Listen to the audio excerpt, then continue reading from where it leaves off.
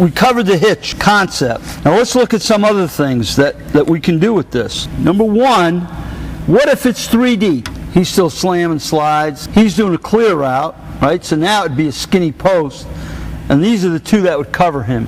We could call Pearl. Pearl means post curl. So he would do a skinny post, and at 16, hook up in a curl route. That's pretty good against 3 deep.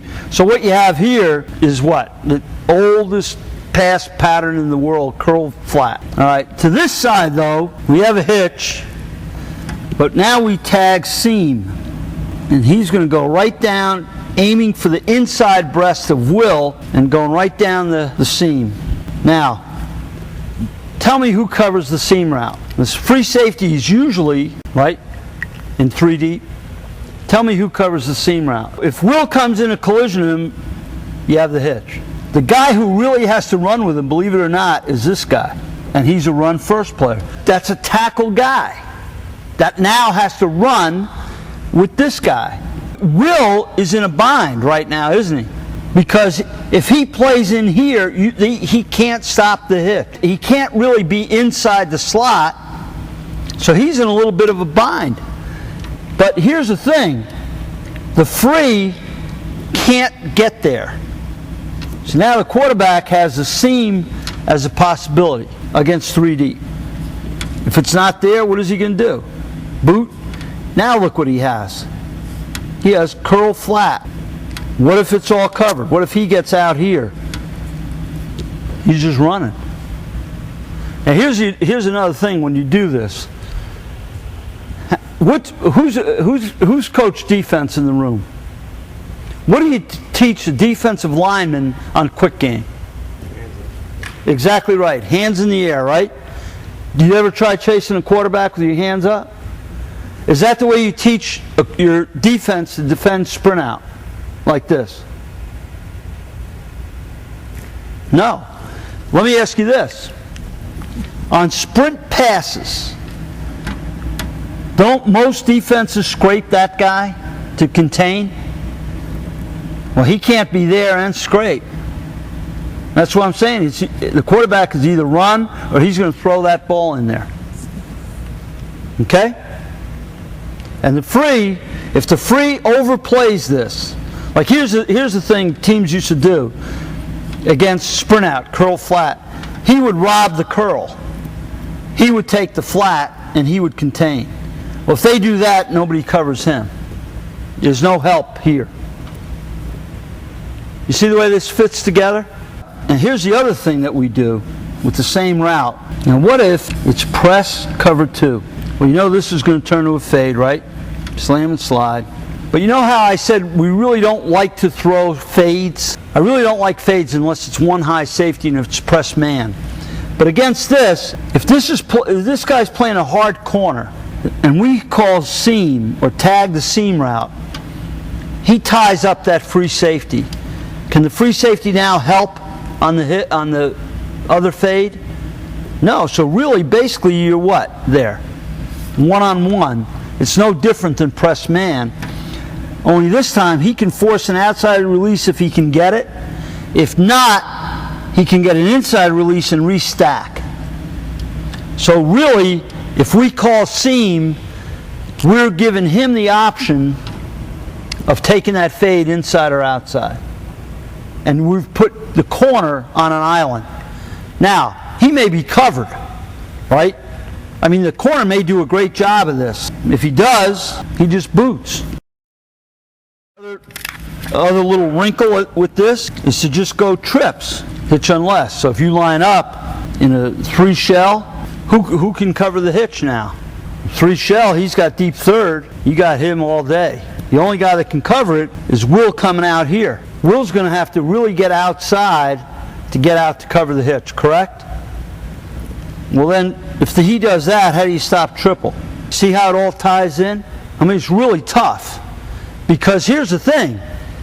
You haven't done anything but line up in a different formation and chaos has taken place. Now, if you wanted to, hey, guess what? You can do it out of empty. So if you're defending us, we've put in one pass pattern with a tag and you've got a lot of problems, an awful lot of problems. Another thing that you're going to really like, when we were talking about triple with the whirly motion, and when we would send this guy in motion, he'd roll. You just send whirly motion, slam and slide, pearl route, hitch, overtake, lead, catch, step, and throw, or boot. Now you have a power sprint out with two guys leading, curl flat, hitch over here. It's a great sprint out concept, and it gets you, but really you're going to throw the hitch every time if they're rolling out of there. Okay, because what they'd have to do, now look at this, if we do this, short motion, jump motion, and they roll out of there, who can cover the hit? Can Will? On motion this way, is Will going to run out that way? Is he? No way. If he does, I mean, they've given up on gun triple. So that holds Will right there, and you throw the hitch. And again, what we're doing is what? Finding ways to throw the hitch. Let me show you another one. How about if we run jet motion over? Same thing. Now, if we run jet motion, typically what we do is call stay. So he stays on the block, the tailback leads, and the jet guy is the guy in the flat. And again, if nobody moves on the jet motion, I mean, you run jet sweep till the cows come home. Somebody's going to move. If it's a 4 shell, I guarantee you they're going to do this. And you have the hitch. Are you all hitch fanatics now? You all going to throw 12 a game? All right.